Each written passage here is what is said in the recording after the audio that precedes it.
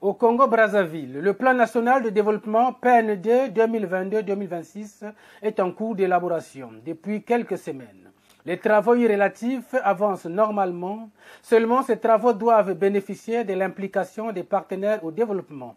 C'est pour cette raison que ce jeudi 21 octobre 2021 à Brazzaville, la ministre de l'économie, du plan, de la statistique et de l'intégration régionale, Ingrid Olga Ghislaine et Bouka Babakas, a longuement échangé avec les membres du Forum des partenaires au développement, les représentants de la Banque africaine de développement, BAD, ainsi que ceux de l'Union européenne.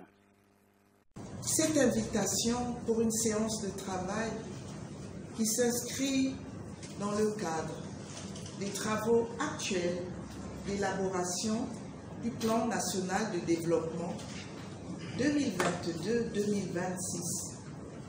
Les travaux actuels qui se déroulent bien, de ce qui me revient, des collaborateurs qui travaillent depuis quelques semaines. Nous avons pensé que nous inscrivons dans la tradition. Ces travaux devaient pouvoir bénéficier de vos fortes contributions. C'est ainsi que vous aviez reçu tous, chacun en ce qui le concerne, une invitation à désigner un représentant pour prendre part à ces travaux. Donc, aujourd'hui, nous abordons une question, nous abordons un thème, nous abordons un dossier, mais que vous connaissez aussi de l'intérieur. Mais en votre qualité respective de premier responsable des structures que vous animez, j'avais le devoir d'avoir un échange pour que nous ayons la même compréhension des objectifs recherchés par le gouvernement en s'essayant encore une fois à avoir un cadre programmatique de l'action de l'exécutif.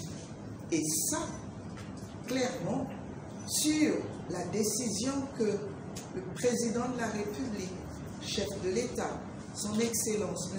Denis Sassou Nguesso, la décision qu'il avait prise et annoncée au cours de son investiture à la magistrature suprême le 17 avril dernier. Le président avait annoncé à toute la République qu'il y aurait un nouveau plan national de développement en phase avec le projet de société qu'il a porté à la magistrature suprême. Donc, voici donc le sens de cette rencontre. Finalement, échanger avec des amis, échanger avec des partenaires pour qu'il y ait un accompagnement efficient tout le long de la mise en œuvre du futur plan national de développement 2022-2026.